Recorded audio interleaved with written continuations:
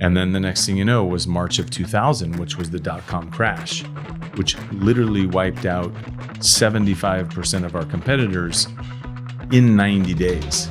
On today's Demo Day segment, Brett Brewer recalls what life and technology was like during the dot-com gold rush and the dot-com crash. He also talks about the advantages of being just a younger person. And without further ado, let's get into Demo Day. So, Brett, I always start with a really simple question, and that really is formed around why VC. And I think you have a really unique background, and you've been an operator for much of your life. You've spent, time on the field with really successful startups growing and building them. You've also now been at Crosscut for the last 15 years, investing and backing founders. And so I always try to get an understanding of what is it about venture capital and investing in startups that keeps your energy alive? And, why have you chosen to stick in this path for so long? It's a great question. I when speaking about venture capital, I always say literally is the greatest job in the world. And I feel like everybody at Crosscut, and frankly, every venture fund that is blessed enough to have this job, which is essentially coming into an office, getting to meet and interact with super talented entrepreneurs, pick the ones that we want to lock arm in arm with, back financially, and then help build hopefully a big business. But obviously sometimes it doesn't work. That's an amazing opportunity. I mean, there from my perspective, there is no better job in the world than that. And how I ended up here, to your point, was I was an operator, right? I started my first company out of UCLA in roughly 1997 with my college roommate. We started in e-commerce, selling movies and music and games online, competing with CD Now, competing with Amazon, and grinding it out through the original dot-com bubble. And we had a very hard time raising capital, as we maybe should have, but it was very difficult. It took 12, 15, 16, 18 months to raise $300,000 just to get things going. And there weren't the tools that existed today. There weren't the incubator accelerators. There weren't the venture funds. There weren't seed venture funds. So there's a lot of stuff in the ecosystem then that didn't exist. But through my 12 or 14 year operating career and raising money from Redpoint, raising money from Vantage Point, raising money from Technology Crossover Ventures, TPG, I never even pitched an LA-based venture fund. And so in 2008, with my great, amazing neighbor and friend, Brian Garrett, and my friend, Rick Smith, who were both traditional, very successful venture capitalists, we came together and said, let's plant the flag here in Los Angeles and become the go-to seed fund.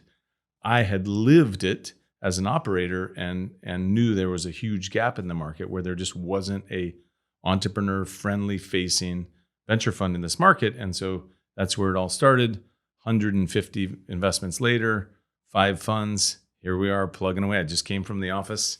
It's an amazing job, and I feel very fortunate to have had it for 15 plus years. Wow. Well, Brett, I can't wait to unpackage all of the different parts of that journey to get to where you are today. When you went to UCLA, was there a thought in your head which is like, I'm going to get through school, I'm going to start my first business? Was it more like, I'm just here to party and be in a frat? Like, what was the mindset going in, knowing that UCLA wasn't like this business powerhouse? Did you have to find a small subgroup of friends so that you guys were all business focused, or did that kind of evolve as you went through UCLA? It evolved. So I got very fortunate. There was plenty of the very normal college kid life and the partying. I was in a fraternity, Sigma Nu, which is right at the corner of Swarthmore and Gailey and Westwood. It's a great, physically, it's the best house. And I think no bias, but it really is. And it was great for me. I lived in the house basically for the most part 3.5 years. In that fraternity, I found, like a lot of people at that age, I found my way. And my way was, again, plenty of social life and that avenue, but also 3 or 4 or 5 individuals that were also really interested in trading and researching options, really interested in the mechanics of business. And generally what was happening, of course, was the dot-com gold rush was just beginning. Yeah. Right? So this is 93, 94, 95. There's 2 computers maybe in a fraternity with 25 rooms that have AOL access, kind of thing. Like I never had an email address. My entire career at UCLA, I never had an email address.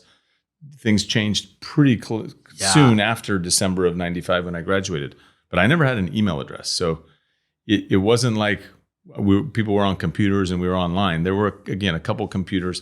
I was never really a tech person per se. So I wasn't necessarily interested in the technology of the internet. Yeah. I was eventually interested in the scalability of it and the way it was going to hopefully transform business. But the technology side wasn't overly interesting to me. In today's world, you are hearing more and more with like Web3 and crypto. You're hearing a lot more of people being like, something big is coming. It's the new wave. It's like the size of the internet, right? But it feels like a lot of the younger generation is talking about this big thing that's coming. Was that the internet in the 90s for you? Like, did it feel like people were like, oh my God, the whole world is going to be changing? Or did you kind of wake up one day and everyone was just using the internet? Like, what was that transition like?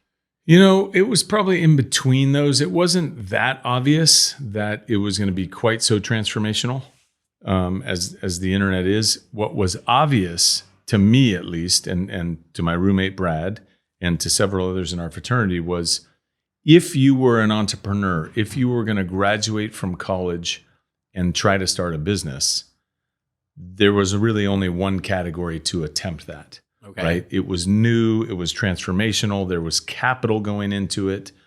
It was sexy. It was the internet, right? So it wasn't clear, again, that it would be turn into what it did necessarily, but it certainly was relatively obvious that it could be big and transformational. What made it even more obvious for me, I graduated in December 95, which was 4.5 years. A great friend of mine graduated from Berkeley at the same time, my friend from kindergarten.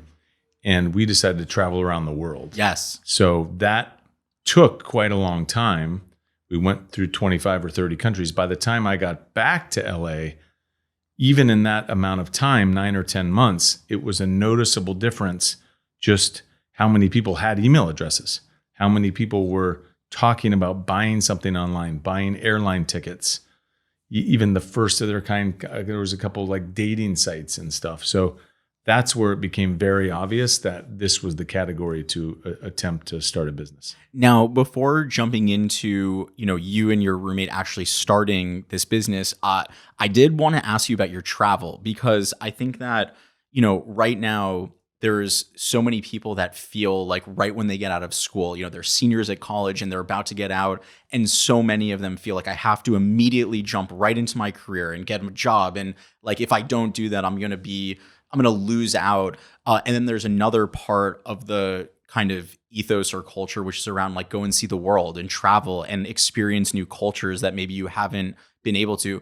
What is your philosophy on it now? Like what, if you're speaking to the younger generation, what were the benefits that you got out of traveling that maybe aren't just going to see a new place, but what was some of the pros that came out of that experience? Sure. So number one, I believe in the gut instinct of the individual, right? There are certain people that are just made to graduate from college, get a job at Goldman Sachs, and that works well for them. Yeah. Right. So I wouldn't try to talk that person into going on a trip around the world. Okay. There's other people, as you know, that just go travel and they never come back, right? But they didn't need the help. But anyone that's asking me for their opinion and they're on the fence, I would always default to going on a trip and changing your perspective. And the reason is, I've certainly learned by this point, it becomes nothing but more difficult to do that later in life. So in your low 20s, I believe in a very simple theory. One is definitely go do that and see the world.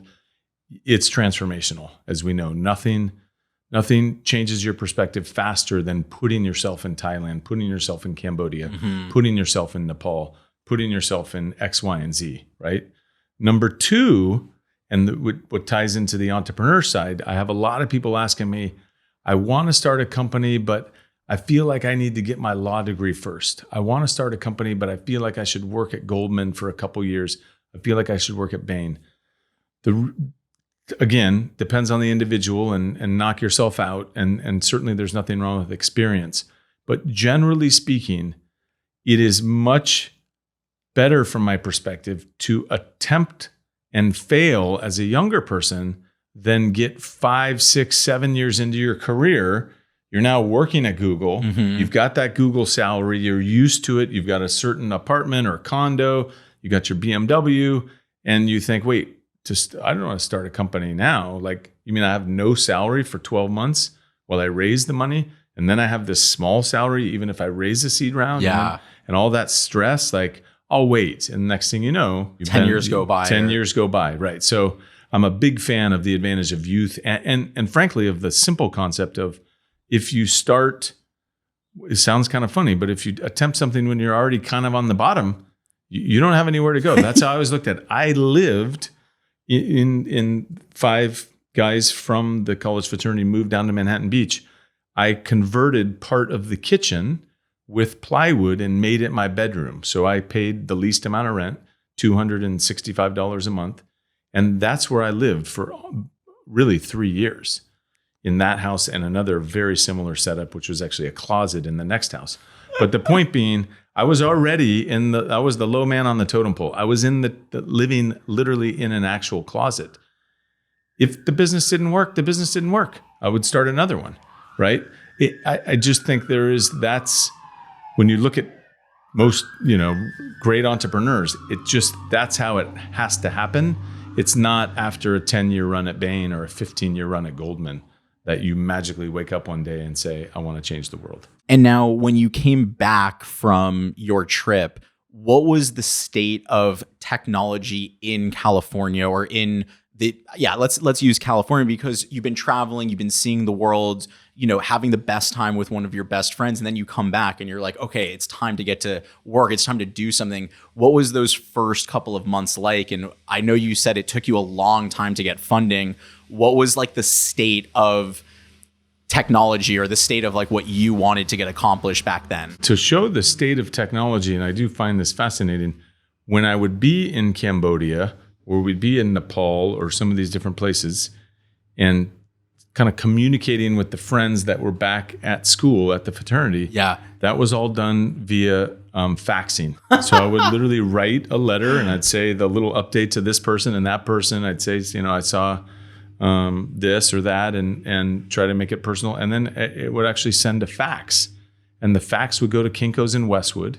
And once every 3 weeks or something, some fraternity member would drive down there, grab it, and then distribute it around the fraternity. Like that is literally how we were communicating.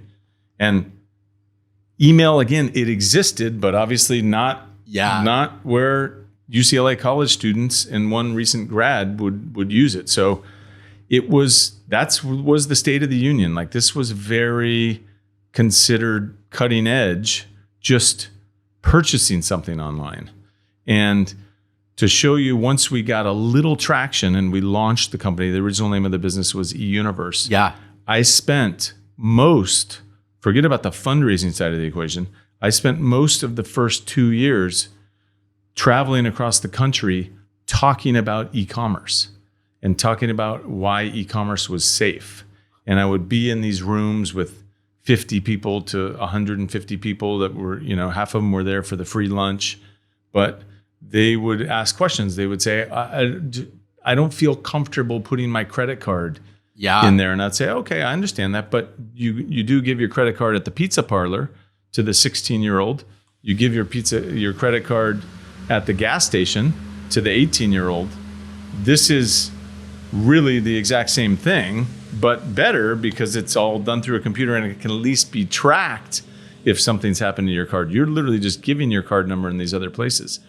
But that was, a lot of it was around education, and Amazon did a fantastic job, obviously, because they're Amazon, but they were getting their message across. But I spent a lot of time just on how e-commerce works, the actual basics of buying things online.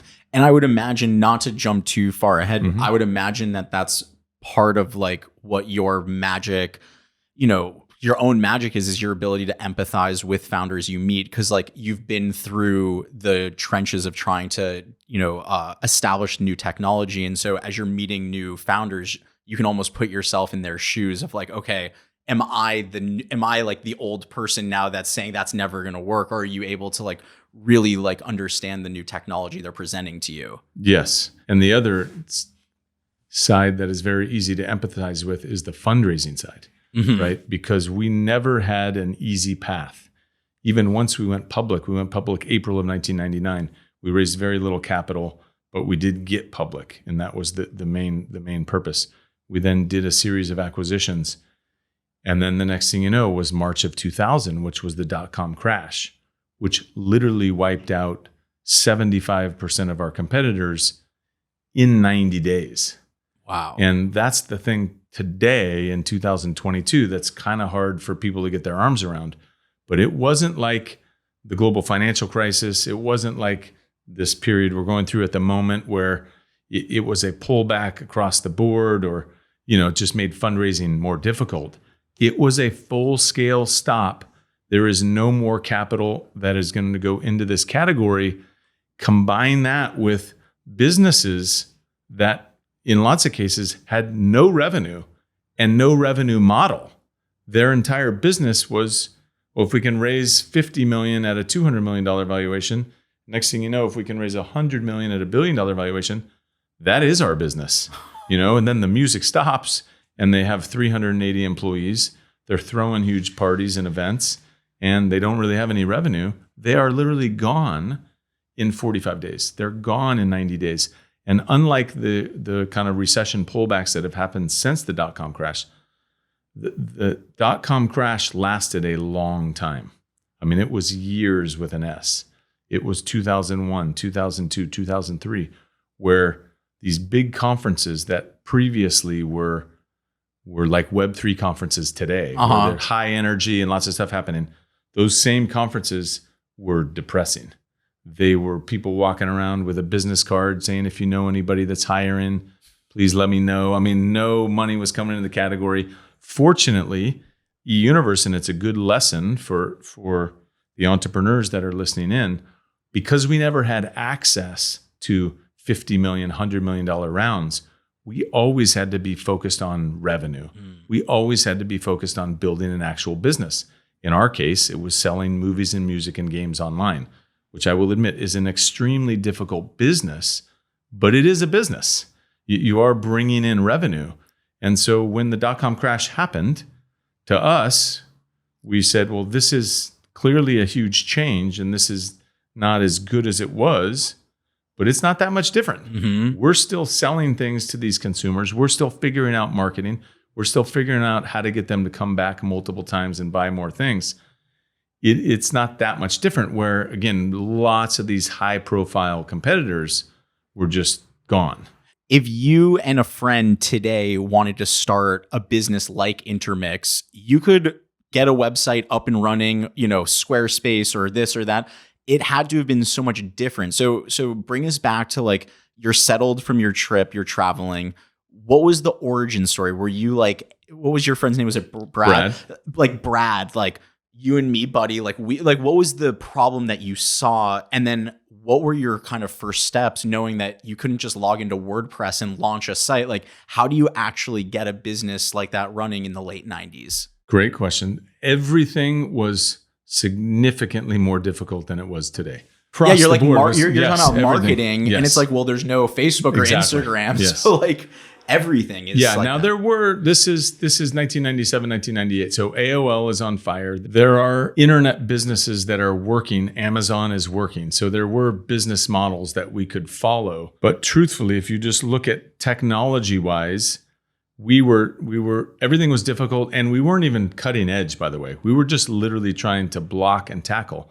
The way we got our foothold in e-commerce was once we got public, which was mostly through the gaming space, we bought a business called CD Universe, which was based in Wallingford, Connecticut. CD Universe was like an e-commerce business that you would think it was 1950, honestly. It was, everything was old. It was, the actual office was in the warehouse.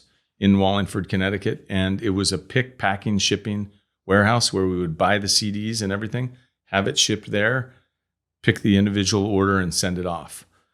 We skipped some steps by doing that acquisition because we got a little bit of a team there with in e-commerce. And then our big sort of aha moment was figuring out different affiliates and different marketing channels where we could press on the gas and grow revenue. The revenue growth allowed us to attract a little more capital and truthfully kind of allowed us to survive through the dot-com crash. Wow. But we renamed, you can stop me at any point, but in around 2003, we changed the name from eUniverse to Intermix. And again, kind of to your question around technology, we start MySpace in August of 2003. There's no cloud. There's no infrastructure to outsource your storage and users and everything. You gotta buy actual servers. So we are buying servers. MySpace is absolutely growing like a weed from week 3, 4, 5, 6, and 7. We are buying new servers and stacking them. We were at 6060 Center Drive there on Howard Hughes development at Sepulveda and the 405 at the time. And it was literally a ground game. It was buying more and more servers with an extremely cash-strapped company. If you fast forward to like a year into MySpace, when it's a relatively obvious for us internally to see this is going to be a really big success, right? We have a chance to be a leader in a hot category, social networking. It's growing virally like nothing we've ever seen. We've been in because we've been around at that point for 5 or 6 years and seen a bunch of other different businesses. We've never seen anything quite like this, but we have board members in board meetings saying, we got to turn that site off. We have to unplug it because it's costing this company too much money. And in big round numbers, maybe it's costing us $500,000 a month to run the servers and we're making $200,000 a month. It's just bleeding money, of course, but it was growing so fast. Yes. And everyone on the operational side is jumping out of our seats saying, what? Yeah. No, this is our golden goose. Like, this is literally the greatest thing that we've ever been part of. The last thing we're going to do is unplug the site. Thank you for tuning in to this segment of Demo Day. In the next one, Brett shares the amazing story of how MySpace rose so quickly in popularity in the first couple of weeks of its launch. See you there.